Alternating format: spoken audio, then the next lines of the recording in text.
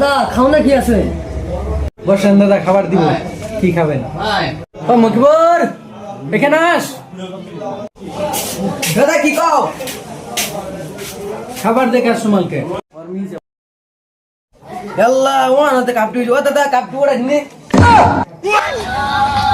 আরে আমি যে খাবার লাগে আমার কাপড় আবার আমি এত খাইতাম না। তোর আজকে থেকে কান গরম লাগতো না। তুই কাস্টমার আওয়া কাস্টমার উপর কাপড় বলকে বাইরে তুই আজকে থেকে তোর আজকে থেকে আর কাম লাগ।